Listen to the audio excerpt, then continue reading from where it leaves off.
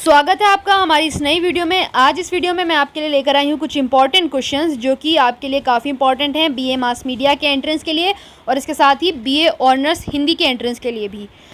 ये questions same तो entrance में नहीं आएंगे, लेकिन इनके जैसे ही कुछ क्वेश्चंस एंट्रेंस में आपको देखने के लिए मिलेंगे। हो सकता है इनमें से भी कुछ क्वेश्चंस आपको एंट्रेंस में देखने को मिल जाए। ओवरऑल मैं ये कहूँगी कि आपको एक डायरेक्शन पता चल जाएगी कि आपको तैयारी कैसे करनी है। तो ये जो है क्वेश्चंस हिंदी के लिए भी और मास मीडिया दोनों के लिए ही इंपॉर्टेंट हैं, क्योंकि रचनाएं वगैरह दोनों ही एंट्रेंस में पूछी जाती हैं।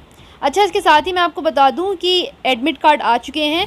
4 अगस्त को हिंदी ऑनर्स का पेपर है जामिया में और 6 अगस्त को मास मीडिया ऑनर्स का पेपर है। तो जिसने भी अभी तक एडमिट कार्ड नहीं डाउनलोड करा है वो जल्दी से डाउनलोड कर ले। डिस्क्रिप्शन में मैंने लिंक दे दी है, वहाँ पर जाकर आप अपना ईमेल आईडी डालिए और पासवर्ड डालिए, एडमिट कार्ड आ जाएगा।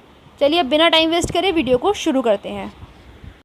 तो हमारा पहला क्वेश्चन है, पंडित किशन महाराज किस वाद्य यंत्र से जुड़े हैं? इसका सही जवाब है ऑप्शन ए, तबला। तो इस क्वेश्चन से हमारी एक समझ पैदा होती है कि जो हमारे वाद्य यंत्र है और उनसे जुड़े प्रख्यात लोग, उनके बारे में एंट्रेंस में पूछ लिया जाता है। अगला सवाल है, वागले की दुनिया कार्यक्रम किस टीवी चैनल पर प्रसारित होता है? इसका सही जवाब है ऑप्शन डी, सब टीवी। ऑब्जेक्टिव 40 नंबर के आते हैं और ये 40 ही क्वेश्चन यहाँ पर दिए हुए हैं। अगला सवाल है, आधार नामक फिल्म के निर्देशक कौन है? इसका सही जवाब है ऑप्शन सी, सुमन घोष। नेक्स्ट क्वेश्चन है, प्रभात खबर के संस्थापक कौन है? ध्यान दीजिए, संस्थापक पूछा है, संपादक नहीं। संस्थापक जिसने शुरुआत करी। इसका सही जवाब है ऑप्शन सी, ज्ञान रंजन।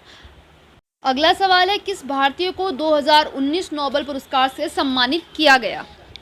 सही जवाब है ऑप्शन बी, अभिजीत बनर्जी। इसके बाद नेक्स्ट क्वेश्चन है, इंदिरा प्रधान ट्रॉफी किस खेल से जुड़ी है? इसका सही जवाब है option A, volleyball. Next question है, दिलवारा मंदिर कहाँ स्थित है? इसका सही जवाब है ऑप्शन डी, राजस्थान। तो इससे पता चलता है कि एक तो ये ट्रॉफी से रिलेटेड कि डेविस कप किससे जुड़ा है या फिर इंदिरा प्रधान कप किससे जुड़ा है। तो ये सवाल बड़े सारे आ जाते हैं हिंदी के एंट्रेंस में भी और मास मीडिया के एंट्रेंस में भी। और ये दूसरा दिलवारा मंदिर या एलिफेंटा केव्स ये कहाँ पर हैं, तो ये चीज़ें भी आपको याद करनी है। इसके बाद नेक्स्ट क्वेश्चन है, विजय घाट कहाँ स्थित है? तो इसका सही जवाब है ऑप्शन ए, दिल्ली। तो इस तरह के भी बड़े सारे सवाल आपको पेपर में मिल जाएंगे। अगला सवाल है, सन सिटी किस शहर का उपनाम है? इसका सही जवाब है option B, Jodhpur. Jaipur pink city है। इसके बाद नेक्स्ट क्वेश्चन है, अनफिनिश्ड नामक किताब किसकी है? तो ये किताब का सही जवाब है ऑप्शन डी, प्रियंका चोपड़ा की ये किताब है। इसके बाद अगला सवाल है, अंतर्राष्ट्रीय योग महोत्सव 2021 कहाँ हुआ? इसका सही जवाब है ऑप्शन बी, ऋषिकेश, उत्तराखंड। तो ये जितने भी महासम्मेलन हैं जैसे G20 का, सार्क का या फिर योग महोत्सव, तो ये कहाँ हुए और इनकी थीम क्या थी? इनकी थीम भी बड़ी इंपॉर्टेंट है, ये भी पूछ ली जाती है। इसके बाद नेक्स्ट क्वेश्चन है, क्वेश्चन नंबर 12, तुगलक वंश के संस्थापक कौन थे? इसका सही जवाब है option B, Ghiyasuddin Tughlaq is the right answer. Last year एक सवाल आया था, अकबर के उत्तराधिकारी कौन थे? तो हिस्ट्री से इस तरह के बेसिक सवाल आ जाते हैं इसके अंदर। अगला सवाल है, काठी क्या है?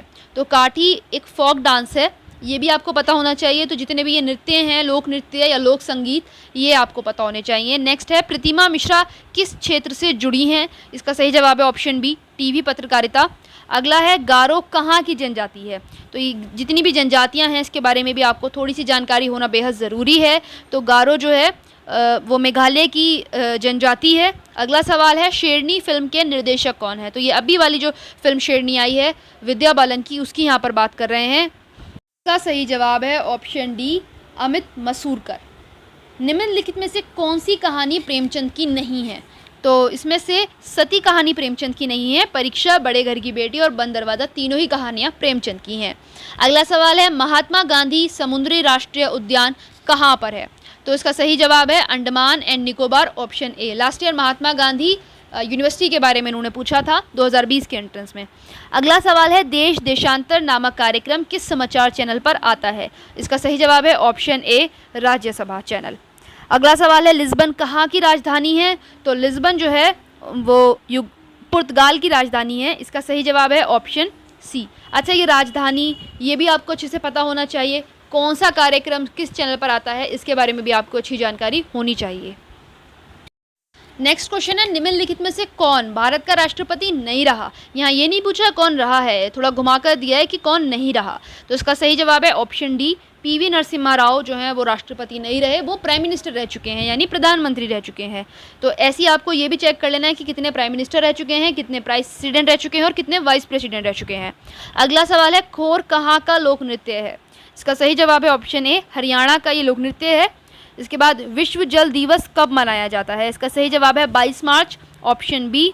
अगला सवाल है, निम्नलिखित में से किसको दादा साहेब फाल्के अवार्ड नहीं मिला। तो ये नहीं मिला वाले सवालों के लिए ज़रूरी है कि आप पूरी लिस्ट देखें, किसी भी, जैसे भारत रत्न अवार्ड हो गया या दादा साहेब फाल्के अवार्ड हो गए, तो इसमें आपको पता होना चाहिए किस किस को मिला है, तभी आप बता पाएंगे कि किसको नहीं मिला। तो शशि कपूर को मिल चुका है, राज कपूर को मिल चुका है, लेकिन ऋषि कपूर को नहीं मिला। तो इसका सही जवाब है ऑप्शन बी। अगला सवाल है, अजातशत्रु किसका उपनाम है। इसका सही जवाब है ऑप्शन सी, राजेंद्र प्रसाद। अच्छा, खिलाड़ियों के जो होते हैं उनके भी उपनाम पूछ लेते हैं। 2019 में एक सवाल आया था, चीकू किसका उपनाम है। तो विराट कोहली का उपनाम है चीकू।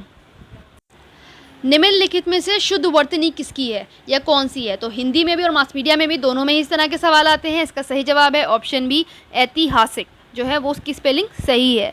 तितली नामक रचना किस रचनाकार की है। इसका सही जवाब है ऑप्शन डी, जयशंकर प्रसाद। इसके बाद सर्कस नामक रचना किस रचनाकार की है।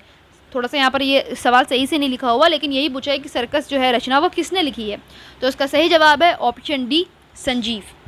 अगला सवाल है हमारा, प्रधानमंत्री उज्ज्वला योजना की शुरुआत कब हुई। तो योजनाओं की शुरुआत कब हुई ये भी बहुत ज़्यादा पूछ लेते हैं। जीएसटी कब लागू की गई, डिमोनेटाइजेशन कब लागू हुआ, तो आपको पता होना चाहिए। इसका सही जवाब है ऑप्शन ए, 1 मई 2016। अगला सवाल है, जियो सर उठाकर किसकी टैगलाइन है।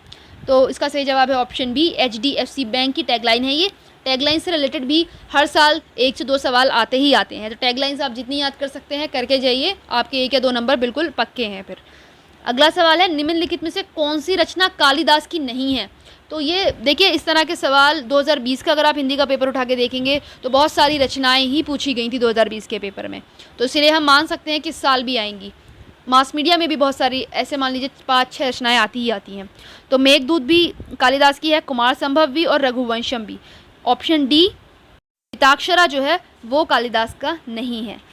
32 चकमा भाषा कहाँ बोली जाती है। तो चकमा भाषा जो है वो मिज़ोरम में बोली जाती है। इसका सही जवाब है ऑप्शन बी। इसके बाद अगला क्वेश्चन है, अंतर्राष्ट्रीय क्रिकेट परिषद ICC का मुख्यालय कहाँ है। इसका सही जवाब है ऑप्शन सी, दुबई UAE में इसका मुख्यालय है। अगला सवाल है, बाइनरी भाषा में कितने अक्षर होते हैं। बाइनरी भाषा में 2 अक्षर होते हैं, 0 और 1। होपमैन कप किस खेल से संबंधित है। इसका सही जवाब है ऑप्शन ए, टेनिस। अगला सवाल है, एजरा कप किससे संबंधित है। इसका सही जवाब है ऑप्शन ए, ये जो है पोलो से संबंधित है। इस तरह के बहुत सारे सवाल आपको मिलेंगे, तो जितने भी ये ट्रॉफी कप वाले हैं इसकी आप एक लिस्ट तैयार करके याद कर लीजिए। भारत की किस महिला ने सर्वप्रथम मिस वर्ल्ड का खिताब जीता। तो इसका सही जवाब है ऑप्शन डी, रीता फारिया। अगला सवाल है, सितार एवं तबला का आविष्कारक किसे माना जाता है। इसका सही जवाब है ऑप्शन सी, अमीर खुसरो। अगला सवाल है, संविधान के किस अनुच्छेद द्वारा हिंदी को राष्ट्रभाषा घोषित किया गया। इसका सही जवाब है ऑप्शन सी, अनुच्छेद 343। और हमारा आखिरी प्रश्न है, पुलेला गोपीचंद का संबंध किस खेल से है। इसका सही जवाब है ऑप्शन डी, बैडमिंटन।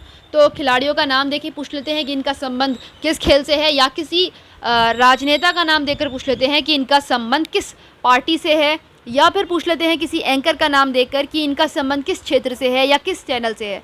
तो ये पर्सनैलिटीज़ के नाम और वो किस किस चीज़ से जुड़े हैं, टेलीविज़न से जुड़े हैं या किस समाचार पत्र से जुड़े हैं। तो इस तरह की भी एक लिस्ट आप अगर तैयार कर लेंगे तो वो काफ़ी बेनिफिशियल रहेगा आपके लिए। अगर आपको ये वीडियो पसंद आई तो चैनल को सब्सक्राइब करना बिल्कुल ना भूलें। आप मुझसे टेलीग्राम पर भी जुड़ सकते हैं, टेलीग्राम की लिंक डिस्क्रिप्शन में दे दी है। इसके अलावा अगर आप चाहें तो इंस्टाग्राम पे भी आप मुझसे कुछ पूछ सकते हैं। अगर आपका कोई सवाल या सजेशन है तो आप कमेंट बॉक्स में भी कमेंट करके मुझे बता सकते हैं। धन्यवाद।